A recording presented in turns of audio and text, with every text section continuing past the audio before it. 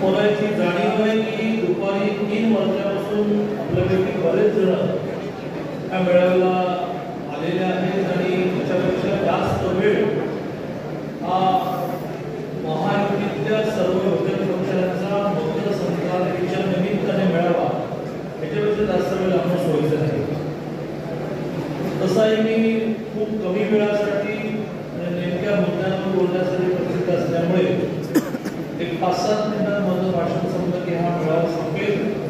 त्यामुळे आपल्या सगळ्यांना विनंती आहे की मी योजना फार मांडणार नाही, परंतु महायुतीतल्या सगळ्या पक्षांनी आगामी काळामध्ये एकरस होण्यासाठी एकत्र होण्यासाठी काय केलं पाहिजे अशा प्रकारचं मांडणी आणि आवाहन करण्यासाठी उभा आहे. व्यासपीठावरच्या सर्व मान्यवरांना त्यांची नावं घेण्याच्या पेक्षा व्यासपीठावर सर्व मान्यवर असणाऱ्यामुळे वेळही झालाय आणि बऱ्याच वेळा एखादं नाव सुटलं, जो माझ्या पुढच्या बोलण्याचा मुद्दा आहे, नाव सुटलं की जाताना शर्ट घेतात. आम्ही त्यांची सगळ्यांची नावं घ्यायला वारंवार भेट झाली की लक्षात राहतं. त्यामुळे कोणाचं नाव न घेतलेलं बरं. जास्तीत स्वामीजींचं नाव आपल्या सगळ्यांच्या आदरणीय आणि व्यासपीठ सर्व मान्यवर महायुतीतल्या सर्व घटक पक्षांचे कार्यकर्ता नेता बंधुआले होईल. आपल्यापैकी अनेक वक्त्यांनी आधी सांगितल्याप्रमाणे 2 पक्ष एकत्र येऊन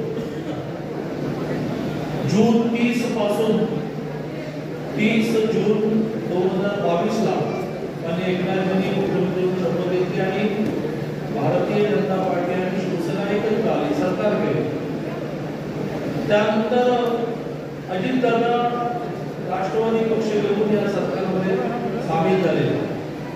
परंतु ह्या सगळ्या कालावधीमध्ये विकासाची कामं चालली आहेत. मंत्रिमंडळाच्या बैठका स्वाभाविकपणे एकत्र होत आहेत, तिन्ही पक्षाचे मंत्री आहेत. परंतु ज्याला प्रत्यक्ष काम करणारा फील्डवरचा कार्यकर्ता याचं एकमेकाशी मनोमिलन झालं नाही असं मी चुकीचा दावा करणार नाही, पण ते अजून नीट झालं. आगामी निवडणुकीला आणि 3 निवडणुकांना सामोरं जायचं आहे. येणारी लोकसभा साधारणतः एप्रिलच्या 15ला सुरू होऊन 6 टप्प्यांमध्ये पूर्ण होईल. त्यानंतर येणारी विधानसभा ही साधारणतः एकाच राऊंडमध्ये ऑक्टोबरमध्ये पूर्ण होऊन ऑक्टोबरपर्यंत नवीन मंत्रिमंडळ फॉर्म होतं आणि या राज्यातल्या नगरपालिका, महानगरपालिका, पंचायत समिती, जिल्हा परिषदांचा निवडणुका त्या सुप्रीम कोर्टामध्ये केस असल्यामुळे आपल्याला माहिती असावं की आपली इच्छा नाही असं नाही. विरोधक आरोप करतात घेऊन म्हणजे सुप्रीम कोर्टाने सांगितलं तर घ्यायला घेता येतील ना. सुप्रीम कोर्टामध्ये केस अडकल्यामुळे ज्या निवडणुका स्थानीय स्वराज्य संस्थांच्या अडकल्या त्याचा अंदाज असा आहे जेव्हा मोठी निवडणूक असते त्यावेळेला छोटी निवडणूक घोषित करता येते. म्हणजे लोकसभेच्या होणार नाही, म्हणजे विधानसभेच्या होणार नाही, त्याच्यानंतर होईल आणि त्यावेळी 3 निवडणुका एकाच वर्षी. सगळी सरकार एकाच वेळा फॉर्म होणार आहे. पंचायत समितीवर फॉर्म होणार आहे, जिल्हा परिषद फॉर्म होणार आहे, नगरपालिकेवर फॉर्म होणार आहे, महानगरपालिकेवर फॉर्म होणार आहे, महाराष्ट्राचं सरकारी फॉर्म होणार आहे, दिल्लीचं सरकारी फॉर्म. अशा सगळ्या वेगवेगळ्या स्तरावरची सरकार बनण्याच्या निवडणुका या वर्षावर बदला व्हायचं असल्यामुळे पक्ष सगळे एकत्र आहेत हे पूर्ण नाही. मी नेहमी उदाहरण देऊन बोलतो, तर ग्रामीण भागात राहतो, उदाहरण देऊन बोलल्यानंतर कळतं. तर आपल्याला माहिती आहे की लहानपणी आपण एक प्रयोग करायचो की सूर्याचा प्रकाश आपण भिंगावरून एका कागदावर एकवटला कागद पडतो, पण त्यासाठी एक भिंग लागतं आणि त्या भिंगाच्या माध्यमातून सूर्यप्रकाश बरोबर कागदावर एकवटायला लागतो. तशी सगळे घटक पक्ष एकत्र आहेत. बघा आपण सगळ्या निवडणुका जिंकणार आहोत, काही ताकद जाऊन म्हणाले की 3 जणांकडे कशाला लढणार, 48 जिंकून घ्यायचं खरं आहे. पण त्यासाठी ही सगळी ताकद जी आहे सूर्य नावाची सगळ्या घटक पक्षांची मिळून जी ताकद आहे ती एका माध्यमातून एकवटायला लागेल. आणि म्हणून म्हणजे असा निर्णय झाला की महाराष्ट्राच्या आता शासकीय जिल्ह्याचे 36 मेळावे करायचे. आज एका दिवशी जवळजवळ सगळ्या जिल्ह्याचे मेळावे सुरू आहेत. पुण्यात मेळावा सुरू आहे, धाराशिवचा मेळावा आटपून सभेमध्ये आले होते, मुंबईत सुरू आहे, सगळ्या ठिकाणी आज मेळावे होऊन तर ते निमित्त लागतं. म्हणून मकर संक्रांतीचं निमित्त आणि मकर संक्रांतीच्या निमित्ताने सगळ्यांनी एकत्र बसवण्याचं तिळगुळ या गोड बोला एकत्र करा. ही एकाकडे एकत्र मूठ बांधण्यासाठी आपण एकत्र आलेलो आहोत. त्याच्या पुढच्या टप्प्यामध्ये आपल्याला इथून गेल्यानंतर संक्रांत महिनाभर, विशेषतः महिलांच्या हळदी कुंकवाचे कार्यक्रम महिनाभर चालतो.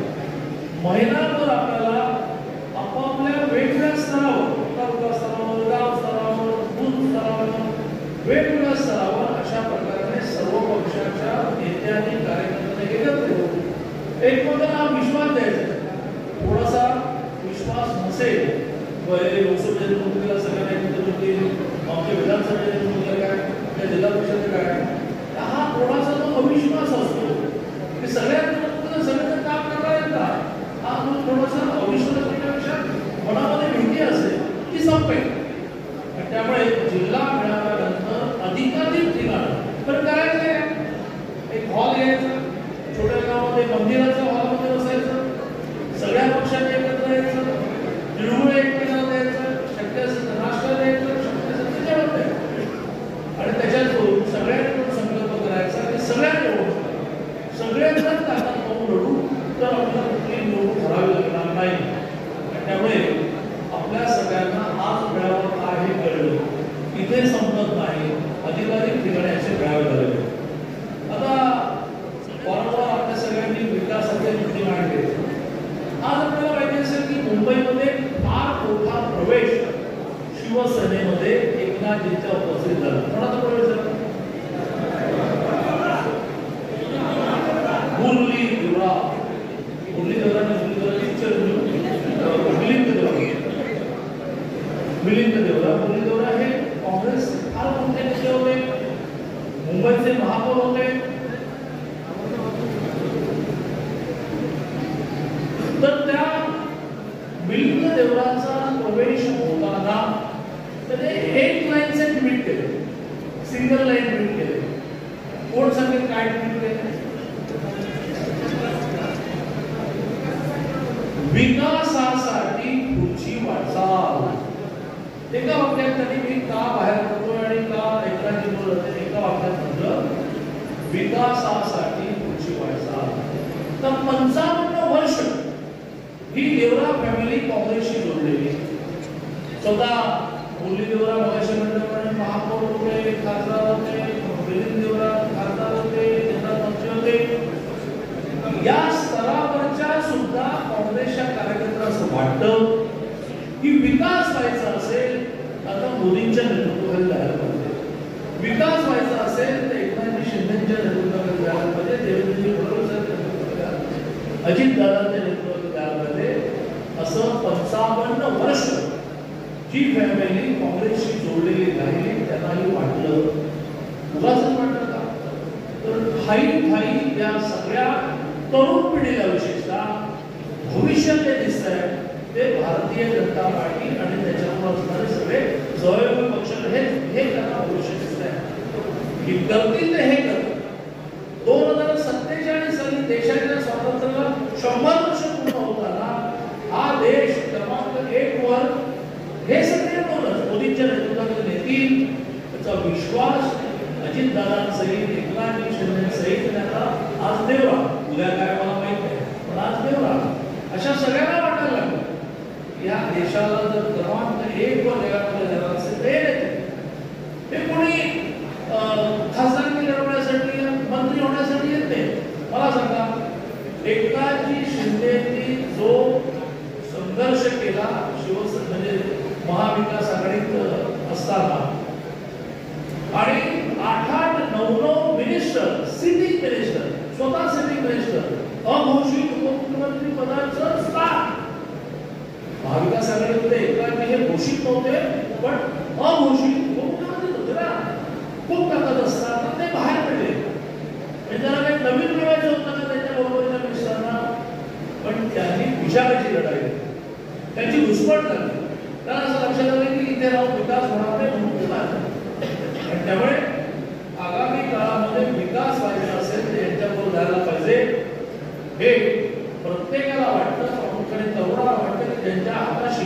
30-40 वर्ष राजकारणाचे आहेत. मला असं वाटतं की हे गावोगावच्या वेगवेगळ्या बांधावर उभा असणाऱ्या अन्य पक्षाच्या नेत्यांची संवाद साधण्याचं आव्हान करणारा मेळावा आपण आलो. बाकीच्या नाही आम्हाला लागेल. रोज आपापल्या गावामध्ये प्रवेशाचे कार्यक्रम करा आणि ते प्रवेशाचे कार्यक्रम करताना सकाळी आला आणि संध्याकाळी गेला असं होऊ नये यासाठी त्यांच्याशी संवाद साधा. किंवा इथे लोक काय वेळ आहेत का, विकास इथे व्हायचा आहे. साधा सोलापूर जिल्ह्यामध्ये 19 तारखेला जे आव्हान आम्ही सगळ्यांना करणार आहे म्हणजे मोदीजी येणार. कशाला येणार आहे तर 15,000 घर जगात, भारतात नाही जगात एक मोठा आश्चर्य. सकाळपासून मी तिथेच आहे. मी प्रत्यक्ष डोळ्याने ती घरं पाहून आलो. आपण लोक पाहिजे होते. जगातलं मोठं आश्चर्य आहे की 15,000 घरं ही सर्वसामान्य लोकांसाठी तयार झाली आणि मोदीजी असे केले आहेत. पहिल्या दिवसापासून इलेक्ट्रिसिटी, पहिल्या दिवसापासून 24 तास 7 दिवस पाणी. म्हणजे अनेक सोलापूरकर आता म्हणाले की आम्हाला आठवड्याला पाणी मिळतं, मोदीजीच्या पर्यंत एनटीपीसीचं पाणी मिळालं, त्याला रोज मिळणार आहे, आम्ही तर तिकडे घडवलं. असं सोलापुराच्या लोकांना त्या भागात गरज यावी असं वाटेल. जाऊन बघा इतके चकचकीत रस्ते, 24 तास 7 दिवस पाणी, from the day one electricity, 40 अंगणवाड्या. 15,000 घराच्या 700 एकरामध्ये 40 अंगणवाड्या सँक्शन झाल्या, 7 प्राथमिक शाळा सँक्शन झाल्या. आज याची सुरुवात करणाऱ्या अडप मास्तरांच्या घरी मी सगळे चहाला गेलो. अडप मास्तर मोदीजी आणि देवेंद्रजी इतकी स्तुती करत होते, इतकी स्तुती करत होते, इतकी स्तुती करत होते. म्हणजे अडप मास्तर बहुधा मला विधानसभा निवडणुकीत देवेंद्रजीच्या मतदारसंघात तुम्हाला प्रचाराला पाठवावा लागेल. एवढे बघा मी कम्युनिस्ट आहे, मी काय पार्टी बदलणार नाही, मी आयुष्यभर कम्युनिस्ट. जे केलं ते केलं म्हणाले. 12 सालामध्ये मान्य झाला. 14 सालापर्यंत हात झाला नाही. 14ला मोदी पंतप्रधान झाले. मी मोदींकडे गेलो. 14ला देवेंद्रजींकडे गेलो आणि किती गोष्टी नियमाच्या बाहेर, चौकटीच्या बाहेर केल्या माहिती पुन्हा. या सगळ्या भागामध्ये आता एक नगरपालिका निर्माण होणार. जी नगरपालिका ह्या सगळ्यांचं रोजचं कचऱ्याची व्यवस्था, पाण्याची व्यवस्था करणार नगरपालिका. याला एनटीपीसीचं पाणी दिले गेले. एनटीपीसीने अट घातली की पाण्यामधला 30% पाणी पुन्हा तुम्ही शुद्ध करून आम्हाला द्यायला पाहिजे. मान्य केलं. त्यामुळे अडप मास्तर म्हणाले की मला जाहीरपणे मोदीजींचं आणि देवेंद्रजींचं अभिनंदन करण्यामध्ये संकोच नाही, पण त्यांनी हे केलं. मला असं वाटतं की ह्या सगळ्या गोष्टी हे ठीक आहे. 10 कोटी लोकांच्या घरी तुम्हाला गॅस कनेक्शन आलं, 70,000 कोटीचं हर घर नल से पाणी आलं, 3 कोटी लोकांना 300 स्क्वेअर फूटची घरं मिळाली. कोटी आली आहे तिथं आपण गावगाव सांगा. पण इथे दिसत आहे 15,000 घरं, पुढची 15,000 घरं तयार होत आहे. इतकी सुंदर घरं बांधली गेली. मोदीजींच्या काळात देवेंद्रजींच्या काळात बांधली गेली. अडकलेल्या प्रत्येक मध्ये सरकार गेलं तेव्हा तुम्ही अडकला. पुन्हा नवीन सरकारला एकनाथजी देवेंद्र पाहिजे ते दिलं. अशा आपल्या सुद्धा ठाई विकासाच्या गोष्टी दिसत आहेत. मिलिंद देवरा म्हणाले आपल्या ठाई दिसत आहे विकासाच्या दिशेने वाटचाल. आणि म्हणून मला असं वाटतं की येणाऱ्या लोकसभेमध्ये महाराष्ट्रामध्ये 45% का म्हणतो, मग 3 कुठल्या सोडतोय तर म्हणजे कधी हवेत चालायचं, पाय जमिनीवर ठेवायचं असतं. म्हणून 45 सोडतो. तुम्ही सगळेजण व्यवस्थित कामाला लागतात तिथे सुद्धा देशामध्ये महाराष्ट्रामध्ये काही एजन्सी कमी जागा लागतात. असं कमी जागा लागतात तर देशात 327 जागा. म्हणजे मोदीजी पंतप्रधान होणं या जे महाराष्ट्रामध्ये कमी जागा दाखवतात महायुतीला, त्यांचं मोदीजी पंतप्रधान होऊन द्यावे. 327 जागा मिळतील यावर त्यावर काही कोणी बोलायला तयार नाही. मोदीजी पंतप्रधान होणं या विषयात त्यांनी चाल ठेवली. तेच पंतप्रधान होणार आहे. प्रशांत किशोर नावाचे फार मोठे राजकीय विश्लेषक आहे, एजन्सी आहे. 14ला ते मोदीजींवर होते, 19ला ते मोदीजींच्या विरुद्ध होते, पण खूप मास्टर मॅन. त्याचा एक पूर्ण इंटरव्ह्यू आला. त्या इंटरव्ह्यू मध्ये ज्या वेळेला इंटरव्ह्यू घेणाऱ्या त्या महिला पत्रकाराने विचारलं की कशाच्या जीवावर पडता की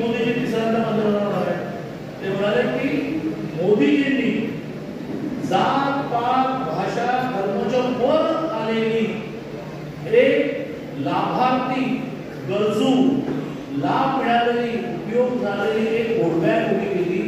ते म्हणतात हमको जात मालूम नाही, हमको पात मालूम नाही, हमको धर्म मालूम नाही, हमको मोदी मालूम. असं प्रशांत किशोरने म्हटलं. त्याचं मोठं उदाहरण 2 वर्ष मी बिहारमध्ये झालं. बिहारमध्ये नितीश कुमारांना आपण एकत्र लढलो आणि नितीश कुमारच्या डबल आपल्याला आला. प्रामुख्याने एक बेल्ट बिहारमध्ये देशाच्या बॉर्डरवर असं आहे की तिथे मुस्लिम संख्या जास्त आहे. तिथल्या 29 जागांपैकी मुस्लिम बहुसंख्यक 29 जागांपैकी 16 जागा मी जिंकल्या मिळाल्या. लोक हैराण झाले की म्हणाले की मुस्लिम बेल्टमध्ये जागा कशा मिळाल्या. मुस्लिम महिलांनी रांगेने मोदीजी ने रांग लावून मोदी जी के कारण हम स्वतंत्र हो गए. तलाक कायदा यांनी केला की त्यातून तलाक नवरा लाख करून बाहेर काढायचा. आता नाही काढू शकणार. आपापल्या घरामध्ये मुस्लिम महिलांनी धाडस करून म्हणाला आपण मोदी मतदान करेल. 16 जागा मिळाल्या. 19 पैकी 16 जागा. प्रशांत किशोर म्हणाला ते हे आहे की तुम्ही कृतीवर चर्चा करा, ह्या करा, त्या करा.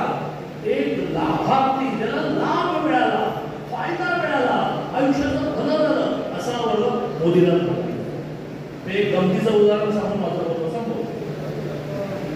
आपल्या देशाचे अर्थ राज्यमंत्री भागवत कराड. ते भागवत कराड आणि सगळे मंत्री यांना मोदीजींनी एक 6 महिन्यापूर्वी असं म्हटलं की तुम्ही सगळ्यांनी आपापल्या मतदारसंघामध्ये जाऊन लोकांना भेटून 100 लोकांना भेटा आणि किती देतोय अटल पेन्शन, गॅस, काही मिळतंय का ते जरा विचारा, बघा आणि मला सांगा. आता मोदीजींनी सांगितलं सगळे मंत्री निघाले आणि त्या भागवत कराड म्हणाले की ज्यावेळेला माझ्या मतदारसंघामध्ये म्हणजे औरंगाबाद जिल्ह्यामध्ये, संभाजीनगर जिल्ह्यामध्ये फिरत असताना एका ठिकाणी मला एक म्हातारा बसलेला दिसला. मला असं लक्षात आलं की तो माझ्या गाडी येण्याची वाट बघतोय.